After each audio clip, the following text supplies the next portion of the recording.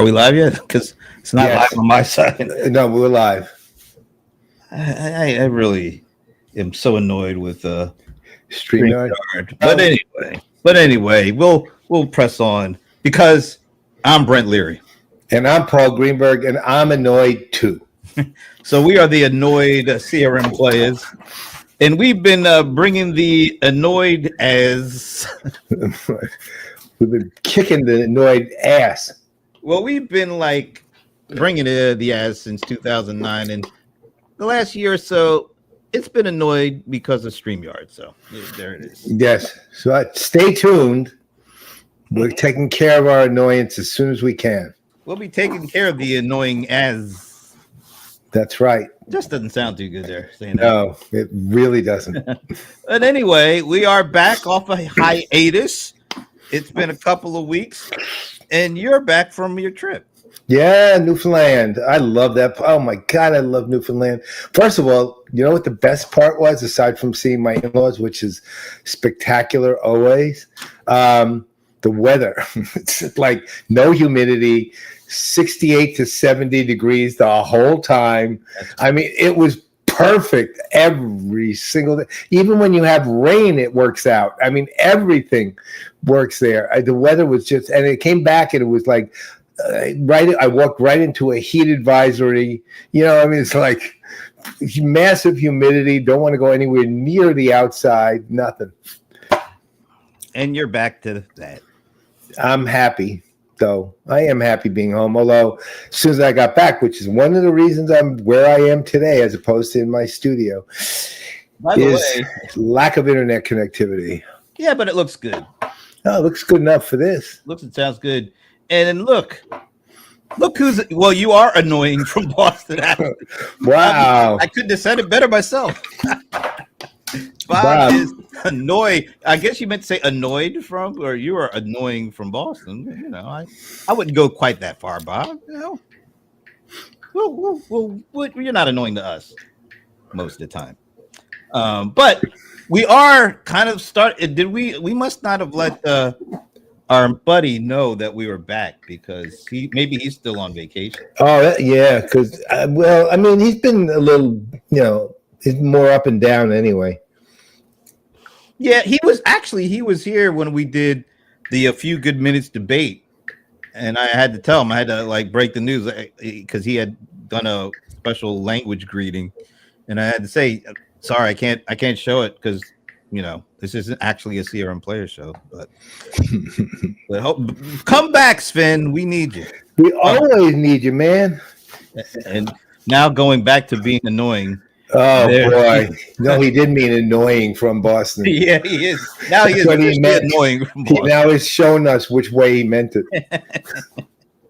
All right. So, yeah, we have been off a couple of weeks.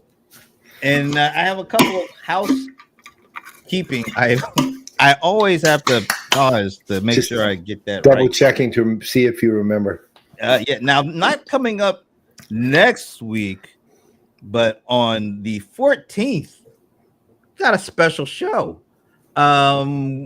We've been talking a little bit about a lot of people that we've known over the years and worked with over the years at certain companies. A lot of folks are moving around. A lot of our buddies are moving and taking different positions at companies. Some of them I don't know much about, and some of them, yeah, we know a lot about. So we thought it would be cool to bring a group of these people that have taken new positions over the years, or not actually over the months. Yeah, over the last month or so, really, from almost all of them. Yeah, and gather them around and just hear their stories of going from one place to the next and what kind of the process. Because there's just a lot of movement going around. There's a lot of unfortunate things like layoffs, but then we're seeing people like the folks in this picture who are either, some of them are analysts that left analyst gigs to move into product marketing gigs, and we've had a couple of those folks move around from a CMO gig to another CMO gig. And line it up for us. Tell us about a little about that. What the what's going on here? If we're going left to right, We've got. Do you want me to say names or keep them secret? Nah, I can say the name. We have Donnie Weinstein, Donnie is the community guy, and he's literally the community guy. So he would always move from one role in creating enterprise-grade communities to another one in those kind of worlds. And he moved over to IBM recently in a very similar role to one he had years ago at HP, where he's building these very large-scale communities.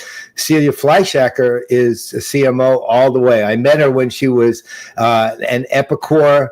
Oh, I met her as she was getting ready to leave Epicor as CMO to go over to Pros as CMO. She went from Pros to Verint as CMO, and from Verint to iSolve as CMO, and now it's at Conga as CMO. And I think this will be a good long-term place for her to be.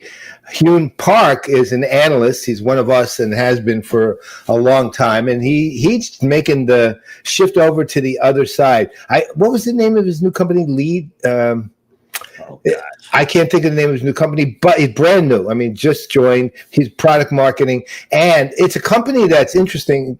What's going to be interesting in particular about it is it's a supply chain company, right? And I love conversations about supply chain outside of all the customer facing stuff. That's my favorite. Oh, really? By the way, Level Path is the name of the company. Rebel was it? Level Path. Okay. So I don't know the company, but I'm going to be anxious to hear. Also, I'm making the leap, which others have made, but not quite this way. Then we have Shalini Mitra, who I've known forever. She's wonderful. I've known her from her days at SAP. She went from SAP actually to On24, if I remember correctly, and then went over. I can't remember the next company, but she's now at Natomi, running product marketing for them, and she's spectacular. She is just so good at what she does, and everyone who knows her, who has ever met her, just loves her right away. She's just a great human being. And then finally, we have Alan Lepovsky. And Alan, when we met Alan, it was way back, right? And I think it was right before he started Constellation. But then he became a researcher at Constellation Research, which is, of course, Ray Wang's outfit, and then moved over from there to Mobius, which was a company that does. I don't even know how to describe it exactly. It's kind of like gesture screen work. And then moved over again also to Natomi. And I think it was coincidental, although Shalini and Alan do know each other and are bonded at the hip. In fact, I'll ask Alan to tell you a slightly funny story that I'm guessing even Shalini doesn't even know, that he told me yesterday about them at work. And so, but Natomi seems to be kind of in our wheelhouse, but I don't know the details yet. But if it's got the two of them at it, that's amazing. Okay, so I'm just on there. So those five, they've all moved. They're about 30 days-ish, maybe a little more in most cases, a little less, maybe in Yoon's case. I'm not sure, but close to 30 days in every case. So we wanted to wait 30 days and see what it's like to go from one side to the other side, and then to start digging into a brand new job, something that we don't often talk about in the industry. So I thought it would be fun. Digging in. Digging the scripts. Little foreshadowing there. All right. So that's 2 weeks from today. That's not next week. Right. We don't even know what the hell we're doing next week. We just know that we're doing this. But another show coming up next Tuesday, right? Yeah, next Tuesday. Folks at the Crunch, and this instance, Rebecca Wetterman is hosting Rahul Garg, who is over at Genesis. And I'm sure, these conversations that both Rebecca and Dave Smith, we also like to refer to him as DJ Wiz, that they do are really some good, insightful stuff. We actually got a number of shows that are really doing great things and getting great guests and having great conversations, and cannot wait to see what they talk about next Tuesday at noon. So make sure you put that on your calendar. That's next Tuesday.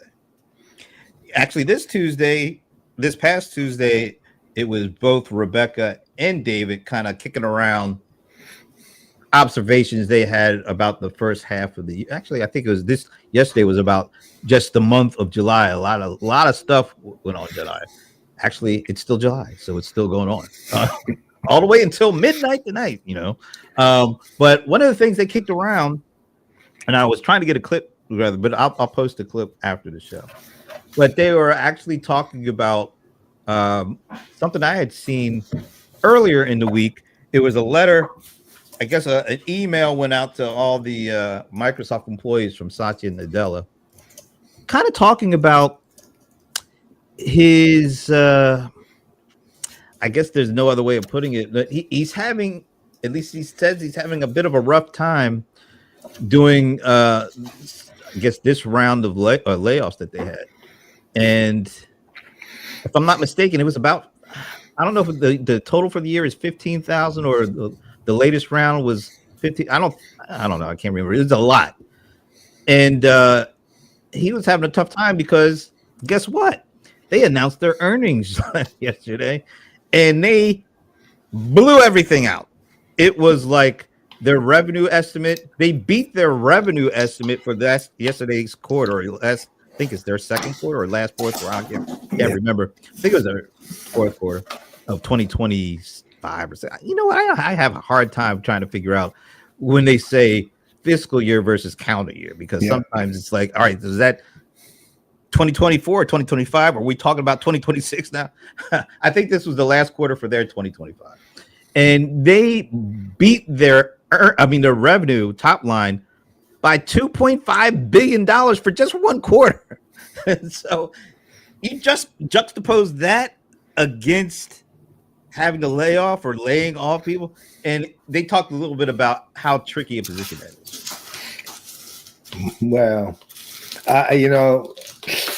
here's my problem with that. Okay, so clearly they're getting to a point. Well, I don't know clearly. Let's just say it looks like they're getting to a point where layoffs are no longer determined by, in effect, let's say revenue need, meaning due to some decrease in revenue or some board of directors, board of directors order, to improve or lower cost or something not directly related to financial. They're starting to think about, and I'm guessing it's due to good old AI. I'm starting to guess that they're thinking about, okay, let's start working on efficiencies here, right? Meaning, okay, humans cost us 150%, AI costs us 25%. We'll probably get 95% of what humans can do out of the AI. Good enough. See a person. AI doesn't eat food. AI doesn't have a family. AI doesn't, take breaks. AI doesn't take breaks. AI doesn't need vacations. AI doesn't have to go on maternity or paternity leave. I mean, it's really disturbing, actually. Even though I how they put it.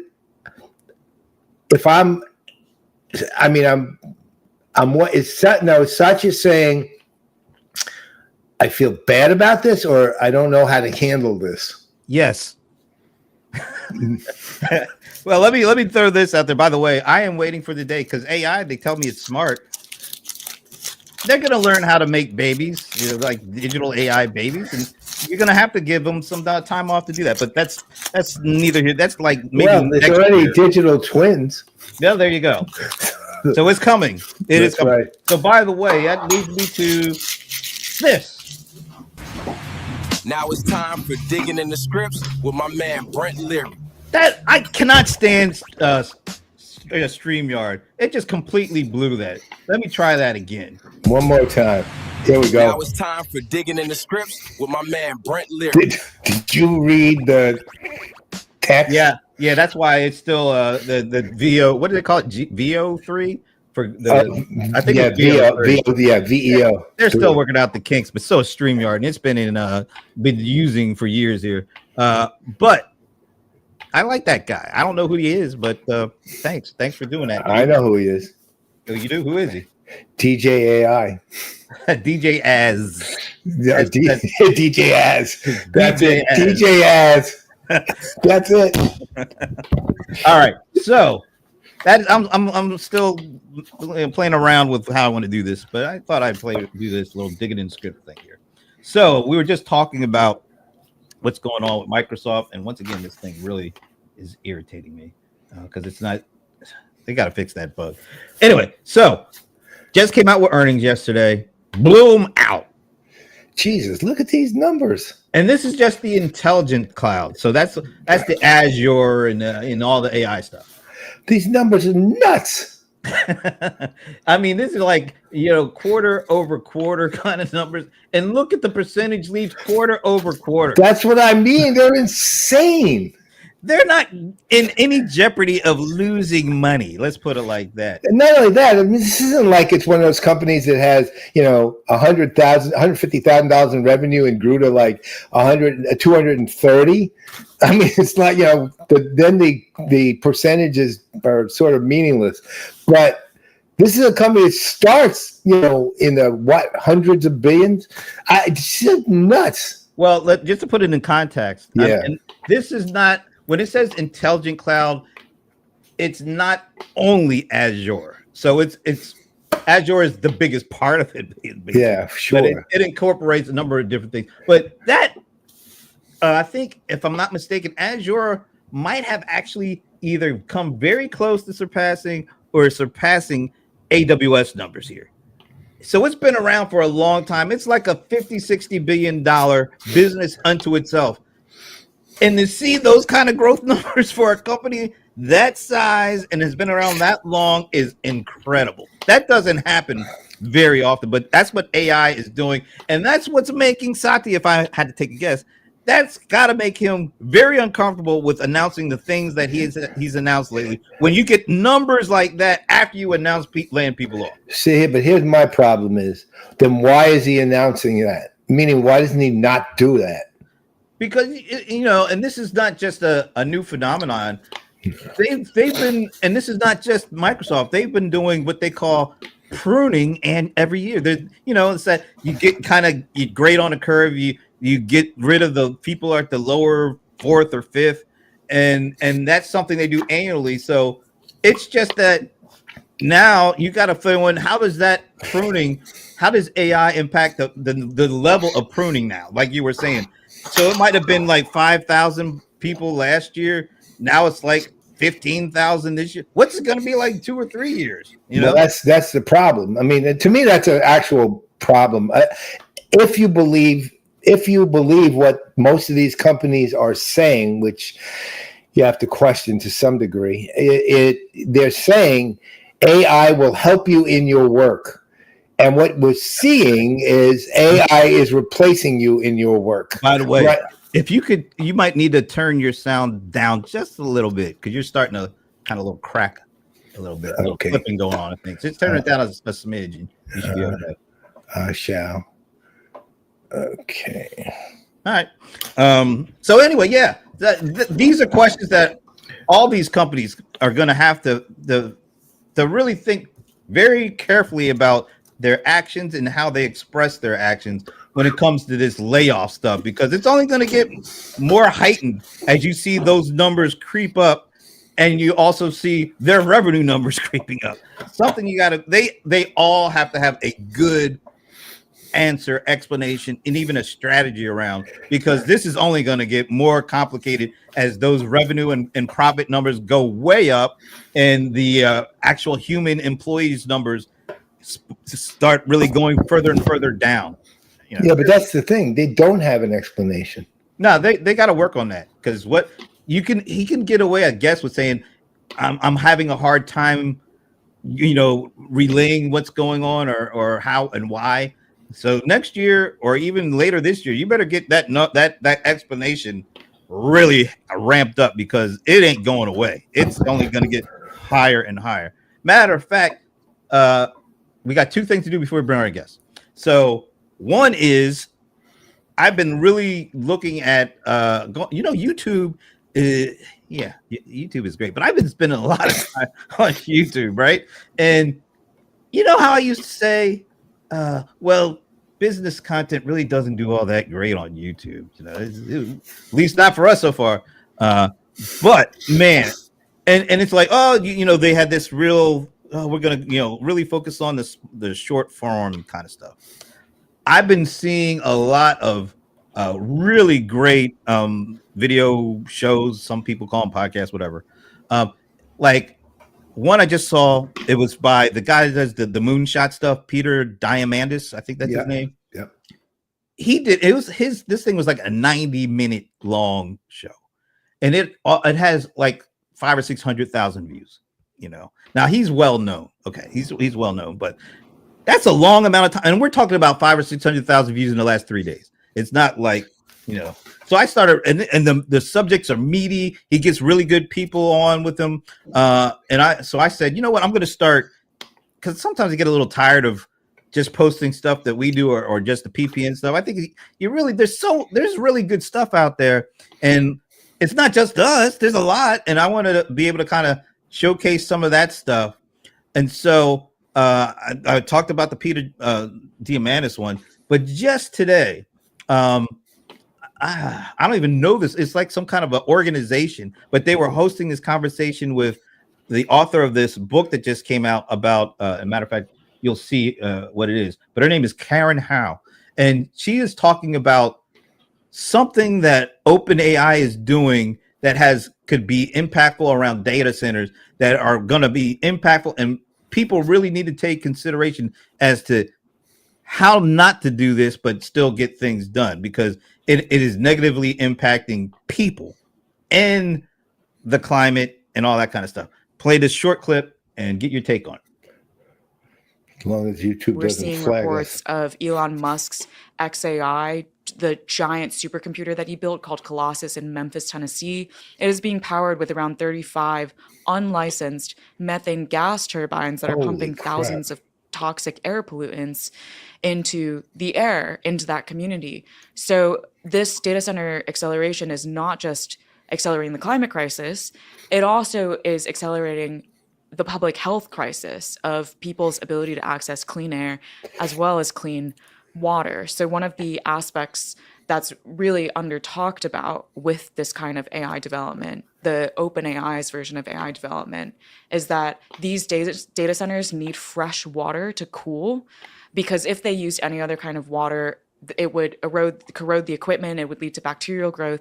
And so most often these data centers actually use public drinking water, because when they enter into a community, that is the infrastructure that's already laid to deliver the fresh water to companies, to businesses, to residents. What do you think about what you just said there? Well, first of all, the people using data centers are suckers if they think public drinking water is fresh, right?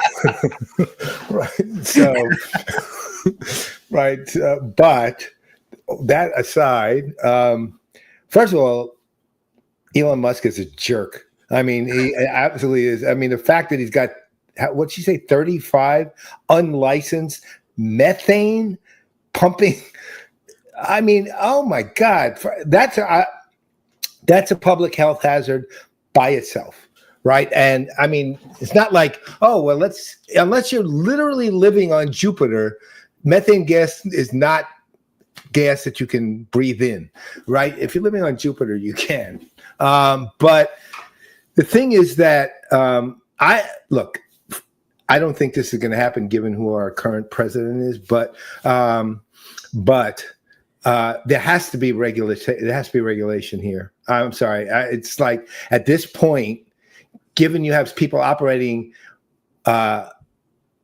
like Musk, doing things like that, and even the ones who are just doing it, let's call it the normal path. We know even the amount and quantity of energy they consume, the amount of water they obviously need, which is why I guess, we saw, I think it was Oracle showed us an underwater data center. Yeah, that's interesting. With all of these things, it clearly is not a balance between the data center energy requirement and the hazards it poses to public health. It clearly poses a significant hazard to public health. And I mean, look, I don't have the data in front of me, but that alone, I mean, look, if I believe there was only Elon Musk doing that, I'd say just jail the friggin' guy, right? But I don't. I think others are doing it too, and I think, let's say, they may understand the public health hazard, but I don't think they're concerned or have regard for it. Well, let's put it like this: last week, the Trump administration came out with their AI plan for America. And one of the things that they mentioned is, in order for us to keep our lead in AI innovation, there needs to be a lack of regulations that are put in front of these innovators so that they can do what they do and allow us to keep our lead. That compared to what she just said. So I think, unfortunately, if those kind of regulations get cut out altogether and it's just full speed ahead without any concern for like human health, which it seems to be the case, we're going to see a lot of stuff that have negative implications or impacts based on trying to make sure we stay ahead in AI innovation, regardless of what health concerns there may be. So I'm not too hopeful on that front. I'm 100% with you actually on that. I honestly think that it's getting to be very dangerous in a couple of years at the most. And I mean, dangerous to the point where you're going to see the physical outcomes that this thing is creating. And they're not going to be good. So we're going to have to do a show or something that gets a little more deeper into that one. But we don't have time because we got to get to our guests. And of course, before we can get to our guests, I was hoping we could get away with it. There's no getting away with it. Cue Benny. And now it's time for Stump the Godfather with the venerable Paul Greenberg. Brought to you by Microsoft Dynamics 365 Copilot. Got to get that little Benny. Yeah, okay. Yeah, I happen to. That's the part I like. The rest of it I could do without. I guarantee you're going to like this edition of Stump the Godfather. All right. We'll see. Here we go with this. Hey, Paul, as you know, I've been working on a book on agentic AI that should be published by the end of next month. And as part of the research for the book, I did a survey of 442 U.S. business executives on agentic AI adoption. So the question, what percentage of the respondents reported that they were already involved with agentic AI implementations from planning all the way through deployment? And that is Mike Fawcett. That is right. Giving you that was it, right? I got it right. Yay! I had identified the person. No, it was the question. If only StreamYard is really messing me up today. Well, StreamYard's always messing everything up. So. All right. So just to recap the question, what percentage of respondents, and that was 442 executives, U.S. executives, report they were already involved in agentic AI implementations from planning all the way through deployment? What percentage of those 442 folks? Well, if other people have guesses, I'll wait for them, and then I haven't thought. I have. It doesn't look like we're getting. Maybe everybody else thought we were still on hiatus. I don't know. Could be. But our guests in the green room, if you want to take a shot, put it out there. Put in that private chat, and I'll let everybody know what your guess is, because your guesses may be the only ones we get today. Maybe everybody's out on vacation or something. I don't know.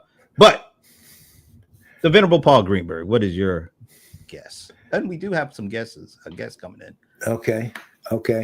Aarron Spinely says 80%. Henry, wow, we're talking. Wait a minute. Let me tell you what the second. So Henry is saying 2%, whereas Aarron is saying 80%. You could go a pretty wide direction. That's the end of the Field Bell Institute right there. It's all over now. They are so simpatico. They are so not simpatico here that now everything's in question. You could take the average of the two. Right. Oh, wait a minute. Before you do, good old Sahil is here, and he is saying, I have no idea kind of businesses these were. My wild get all these qualifications, Sahil, just the 70%.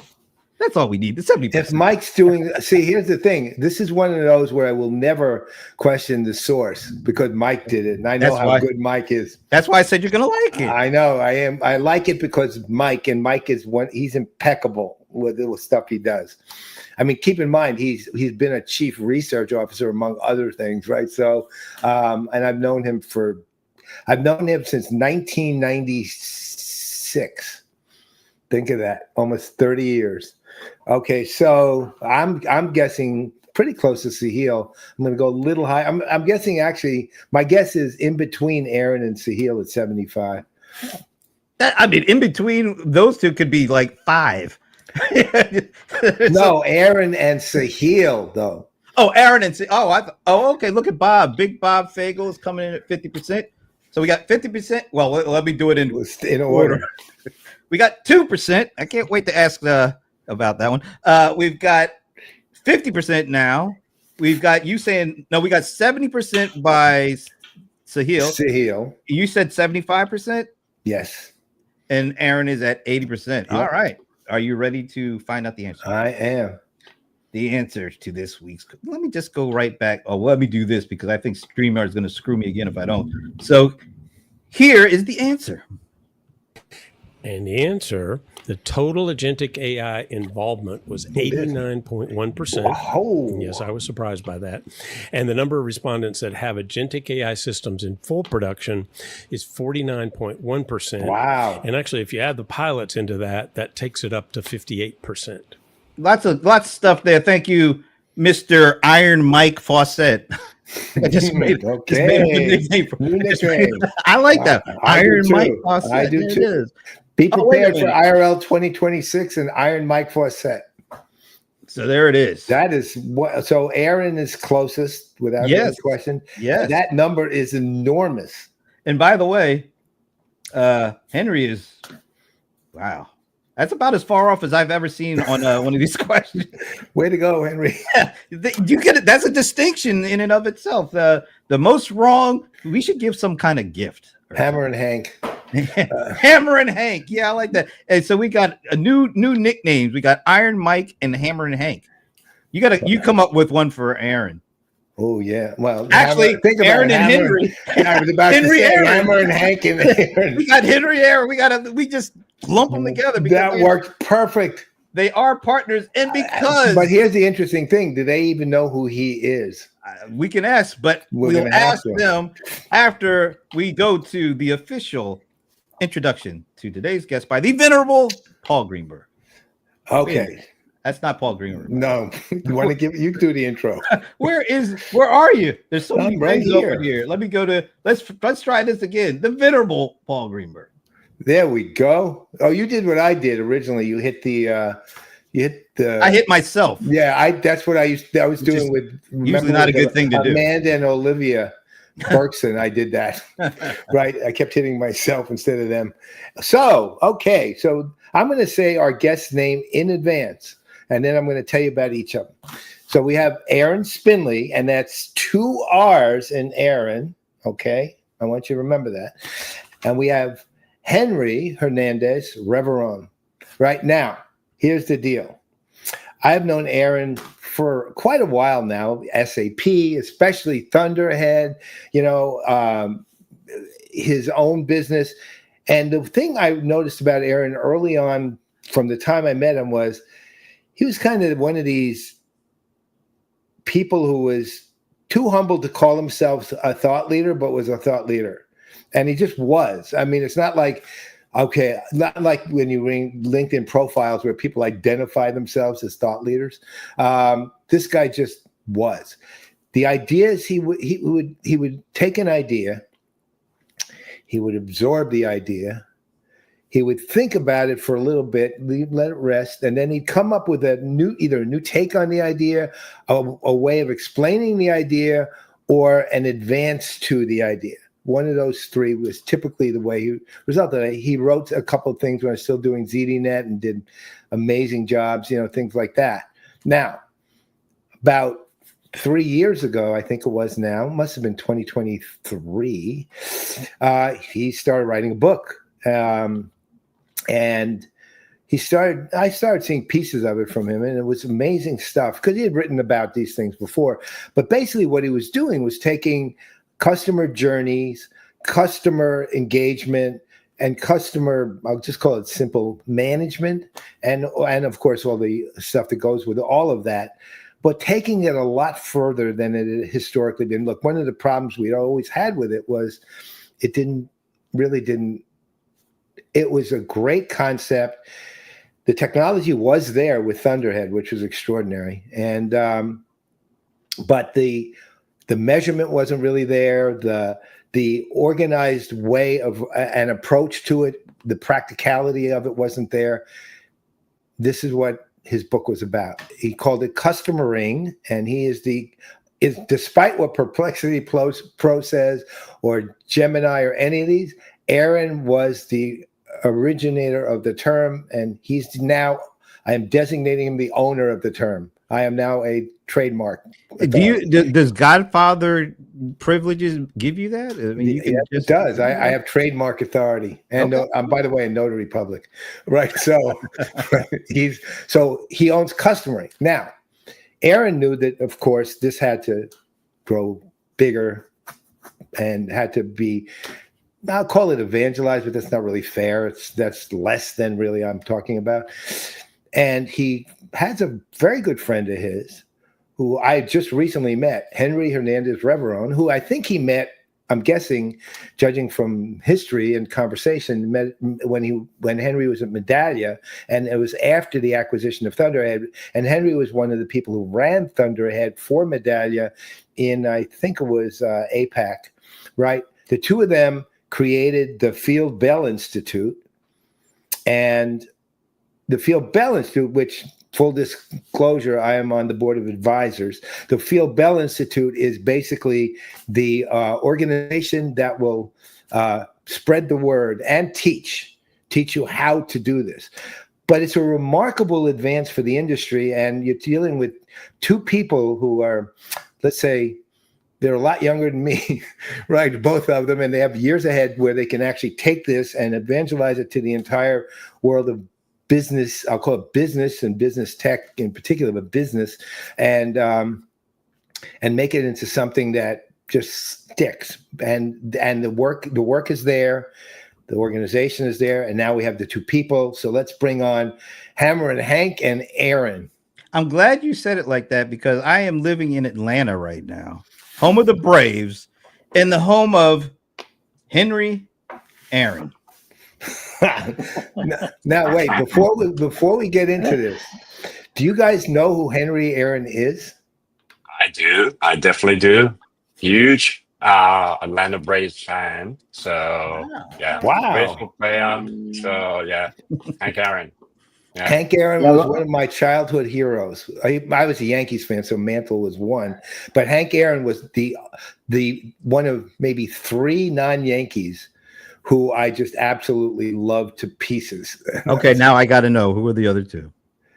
Roberto Clemente, and a guy you probably never heard of. There are a couple others besides this, but named Vada Pinson. You're right. Heard of Vida Blue, Reds, but not that guy. No, Vada Pinson. Cincinnati Reds. Look him up. All right. Well, we don't want to get bogged down in that. I'll look it up after the show. But my very first question has to go to Henry. No. 2% Henry? That was quite the miss there. Yeah, well, look, it was just to give a little bit of something to have a laugh about. I didn't really have about the percentage. Well, all I can say is you will be remembered for the rest of this show. Made my name already. All right, guys. So let's start here. I mean, customering. Again, Aarron and Henry, Field Bell Institute now owns the term. But you'll see why I'm saying that. Just check with AI and you'll understand. AI refuses to accept that anybody has any control over the term, doesn't know who it is. So We got to get you busier. I mean, they have dated databases and stuff. But all right, but talk about it a little bit, because I think, look, it's not just a term. I mean, it's a genuine advance. So why don't you talk to it a bit? But before you get into that, could you explain how you came up with the term and then go into it? Yeah. I'd like to, tell you this exotic story about this, deep analysis. But really, it was pretty simple. We build customer bases using marketing. And then what do we do to manage them?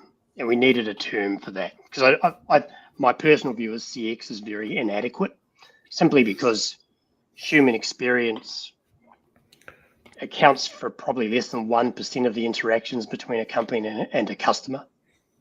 So we've kind of overstated experience a lot. And it just seemed like a logical thing. We market is the root word of marketing, right? So and we customer, and I just added the ing. So the extent of the rich academic analysis, Brent, is ing. All right, give us your official definition so that Perplexity and Gemini and all of them can finally get it right. We'll be telling them this, by the way. So yeah, okay. Well, look, it really is, in the most simple term, it's just managing a customer base. But if you want to pull that back, everything we manage, or every established profession, has a very similar or a common foundation. And that is this whole notion of the principles of scientific management, right? So it's back to Frederick Taylor writing his book in 1911, Production Efficiency with Henry Ford. All of that stuff came about because industrialization meant we need to get good at stuff. We needed to be better at stuff. We now had a scale problem, and we needed to move a little out of intuition and tradition into how do we actually use the data and the patterns and things that we know, true datums, to make management decisions, and how do we use that to drive professions. So scientific management is, when I talk about customer science, people go, it sounds a bit academic. Another way to think about it is just evidence-based decision making, right? That's all it is. And we all do that every single day. There's nothing exotic about it, really. But in management terms, Frederick Taylor gave us the broad idea of scientific-based management, and it's now everywhere. And then if we fast forward into the middle of the century, after World War II, Japan gave us quality management systems. That's very much based on the same scientific management principles. So, and it sort of works in three parts. We have to firstly understand the asset technically that we're managing. That informs the system of management, and that informs the measurement of the system. That's universal in every single profession. If you want to build a bridge that you want people to drive traffic over for their families and things like that, and cars, and thousands of people over bridges every day, you need to understand physics, right? You need to understand engineering. There's civil engineering, construction engineering. Like, there's principles around folks that understand the asset type. That informs the work they do. And then if we want to maintain that bridge, that informs the measures. You could take this example and apply it absolutely everywhere, because that's the way we manage stuff. But we haven't done that with customer.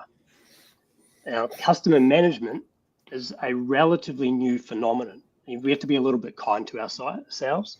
If you look at marketing, the marketing method that most marketing is based on now came out of Harvard in the 50s. But we got market-based economies from industrialization, or the end of the industrial era, a century earlier. So it took a century of research and economists and industrialists and scholars figuring out how we actually deal with mass markets. So this whole area of customer management is pretty new. We're talking a couple of decades really of true impetus. And that's because as digital arrived and channels exploded and touch points exploded and technology proliferated across society, dyadic service, which we'd had for 5,000 years, collapsed because we were no longer coherent, right? We got lost in channels and consumer choice dynamics and that kind of stuff. And so for the first time, we've actually needed to manage the customer base. And that meant we needed to come back to simple scientific management theory. How do you manage anything? Well, you got to understand what a customer base is.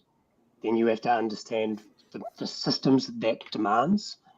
And then we get to measurement. If you look at CX right now, you go to a CX conference, all they do is talk about measurement, but they don't understand the asset. And so we just have to get back to basics. So it's a very short version, but that's if you're looking for sort of a definition of customering or customer science, that's all that is. So Henry, how does the Field Bell Institute take this and do something with it? What do you do with it exactly? Yeah, look, I think one of the most important things for us is the fact that our ambition and vision with the Field Bell Institute is education. Spreading the word, as you said before, and that's one of the main things we've been doing since we started.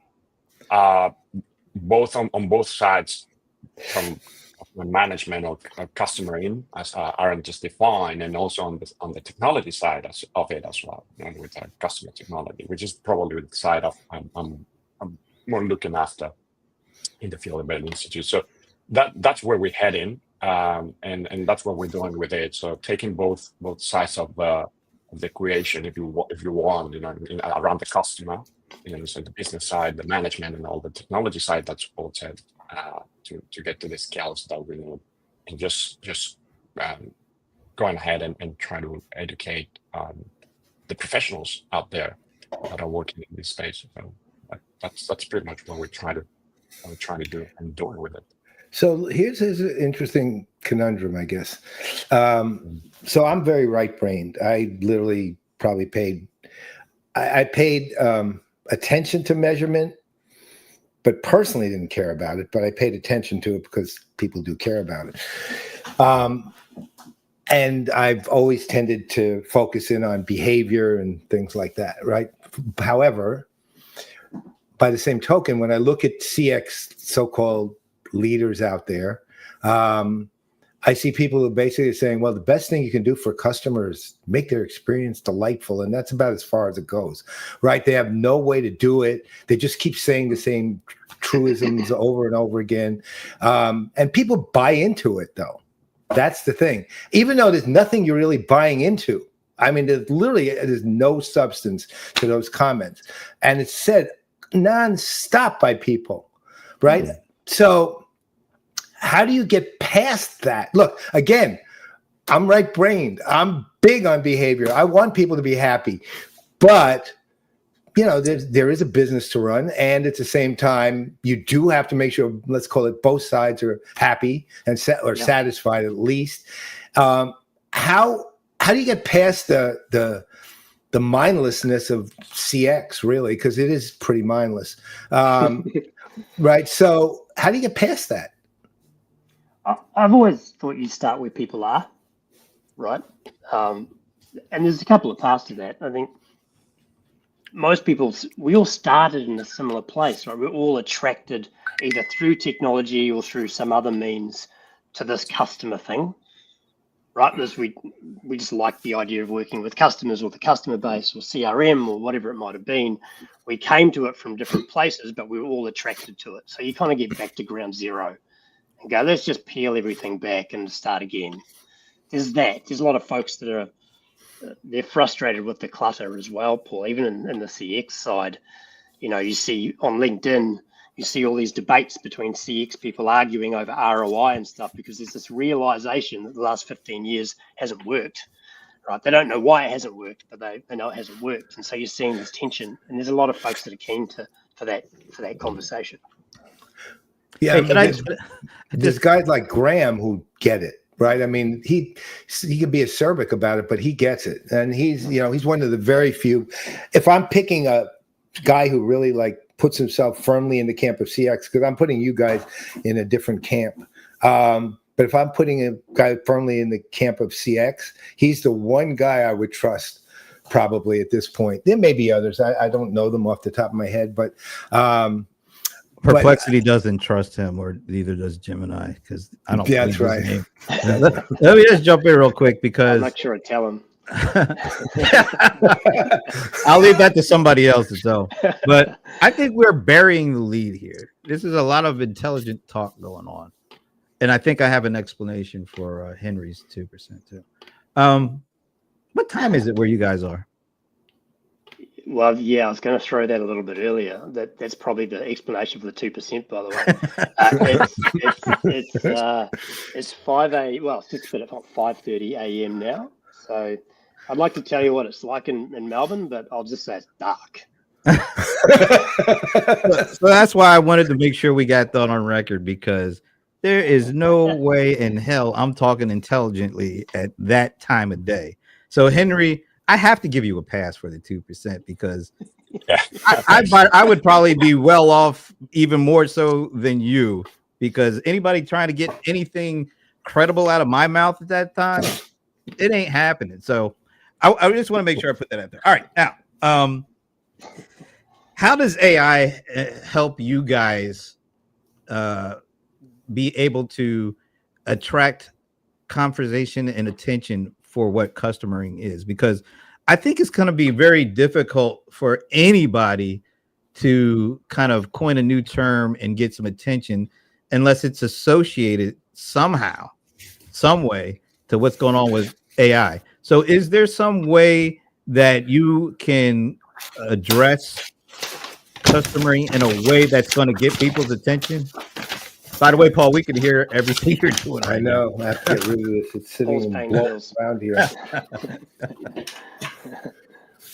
Do you want me to jump in with that, Henry? You want to have a crack? Yeah, no, look, I probably even taking a little step back to what Paul said before around getting past CX or the typical CX experience. When you come from the world of technology, and my background is in building information systems to take care of the marketing or customer for a long time.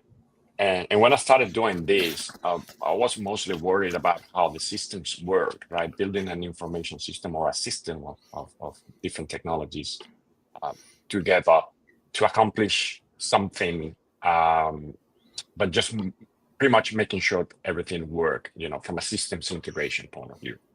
At one point, I realized, what's the purpose of building these systems? And when you take that angle and you put yourself in the position of, we are serving people which happen to be customers of this business, but they want to achieve something.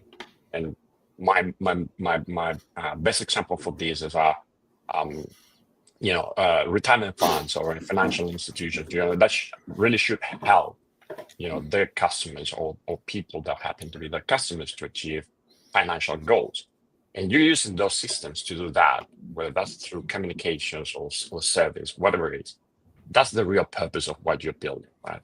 And that's how you get past to the CX side of things, at least from my point of view. And then you try to build around those needs. And that's probably what we're trying to teach as well in the Field Institute. You just don't think about the technology or including AI right. from a business point of view only. You have to make sure that that thing you're building, and if it includes AI for whatever purpose or embedding whatever shape or form, whether that's a big deployment of AI or just for a simple task within the system, is serving people. And to your point before when you were discussing data centers, right? And AI has to be useful for humans for whatever they want to do. So, kind of follow up just a little bit on that. When I did my little search in propriety in Gemini, and I specifically just said customering. What is customering? The first thing it said is there's not a whole lot of information out on it, but, and this is just the AI talking, not me, but it seems to be related and maybe some kind of equivalency with customer experience. So how do you, because this is, I think it's going to be important for you guys, how do you create the distinction or have the conversation about CX in the context of, well, I should say customer in the context of CX, because right now I don't think enough people know what it is, but it feels like, I guess all the content is out there is leading these AI systems to say, oh, you must be kind of more like talking about customer experience. Because I think you guys need to make that distinction really solid. And so that people, first of all, will not just lump you guys in when there's distinctions, but it's also getting enough attention to say what customering is and say why it's something that is necessary and actually maybe even help you with what's going on with your CX, or maybe it doesn't. But I think there's a lot of content you guys are probably going to need to put out there to, first of all, say what customering is, and then also say why it's not customer experience. Yeah, for me, I'm probably a little counter in some ways. I'm not massively concerned about the term, in the sense that I think there's a lot of folks out there trying to coin terms and be mystical thought leaders and gather followers, and it's not really my aspiration. I think one of the things that we're really trying to get to is getting people to understand, if you're going to work in customer, what's the bedrock foundation knowledge that you should have, right? Like if you're going to work in law, you should have studied law, you should pass the bar exam, things like that. If you want to work in construction and you want to build bridges, you probably should have done an engineering degree, right? If you want to work in any field, you're kind of defined by your education. So we need to get that back, right? That's a foundational thing. It's probably the main message we want to put out there, is what is the foundation bedrock knowledge you really should have. And so aside from the term itself, that's really just a name. It was a name on the book. We use in the course that I teach, or the program I teach, is called the Mini MBA in Customering. But it's like, so you're right, to some degree it's a brand name, but I'm not, it's like no one owns the term marketing. I don't want to own customering. I'm okay with that. But our mission, our vision is to really to help folks to understand what the asset is, what that informs as a system. And Paul, you get all right into the left and right brain stuff of that. I teach neuroscience as to what some of the, what experience actually is, where it sits in the engagement stack, how that's usable in a practical way. So we get there. But our focus really is that bedrock understanding and a management theory level, and with Henry's program in the technology theory. All right. So one final question. If people want to take this, I assume this is all encompassed under the Mini MBA, right? Yeah, that's right. So we do a public intake every April and every September. We also do private intakes for corporates. So they might put a large team through in once. They don't want their teams out there with the public. So we do April, September. It's all online. It's a 12-week program. Takes 3 to 4 hours a week. So you've got lectures, you've got some readings, you've got some Q&As with us as well. And it's accredited by CPD Institute. So it's recognized as a credential in over 50 countries now. All right. And how do they actually get a hold of you? It's through the website, fieldbell.co. CO? CO. Okay, Hank Aarron. Just what are the kinds of businesses or people within the businesses that this would be perfect for? Well, we see it as a platform for everyone that works in customer. So initially when we started building it, was what is the foundation knowledge a chief customer officer would want to know? And then we kind of realized actually that's kind of everyone that serves or works with the chief customer officer as well. So we see digital teams, MarTech teams, CX people that want to graduate in that knowledge base as well. People that run contact centers, people that run retail networks, absolutely anyone in that ecosystem. There's some vendors that are chatting to us. Working on technology for customers. Yeah. All right. Well, we'll definitely push people forward to you. Thank you for coming too. You guys are. You aren't kidding. 5:40 in the morning. Oh my God. I'm not even thinking about getting up yet. But you realize now that you are now permanently have this nickname. And that means also you are permanently bonded at the hip. I mean, it takes both of you to have this nickname. You can't be bonded at the hip because that's Barry Bonds, you know. Yeah. Joined at the hip. Okay. But seriously, thanks for doing, staying up or getting up or, for being here. And it was really interesting. I have to be honest, I hadn't read the book, so I didn't have a lot of knowledge going into this, but it was really interesting conversation. So thanks for helping me get up to speed a little bit. All right, and I will be yakking with you guys later. Mm-hmm. All right, Henry, Aarron, thank you, thank you guys both for joining us. All right, thank you guys. All right, see you soon. All right, that's cool. Yeah, it really is. Look, I mean, the strength of it is that it's a genuine advance. It's not. I, of course, have read the book, and it's not like anything the industry's ever seen yet. What makes books like this and makes ideas like this and makes management programs like this valuable is you can draw on things that have come before it so that one way or the other, you've kind of, you can understand it. It's not like out there in any way. It basically draws on the history of itself, right? And proposes a way of an approach to business that, I'll put it this way, it would change the nature both of thought leadership and actual management practice if it's adopted at the scale it should be. Absolutely. All right, so we need to get out of here. But before we do, I do have one thing that apparently Facebook said, hey, you posted this on Facebook 10 years ago. So why is this doing this to me again? Because it's StreamYard. Yay, goodbye, StreamYard.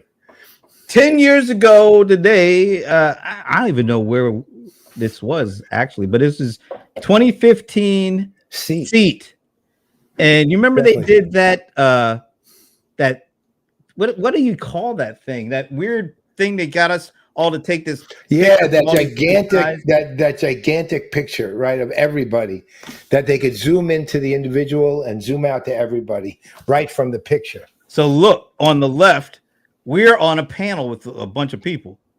See us on the left there? There's Russell and Sean and me and you. But then if you look towards the right, there we are again. We're actually sitting in the audience. Yep, that is creepy. That is so weird. But guess this is the thing that really was the most unnerving part for me. We're not paying attention to each other or ourselves. We're apparently too bored to even look at what's going on the panel, and we're on the panel. I mean, I don't get that one, actually. This is very creepy. Wait a minute, though. I'm checking the audience. Well, there's Ray Wong, there's David Myron, there's Brian Velmuir. Yeah, but what are they doing at Seat? They came to it apparently, or I don't remember Brian ever coming to Seat. I remember, or Ray, for that matter. I remember sitting at that table. I do too, but not at Seat. But no, this is definitely Seat.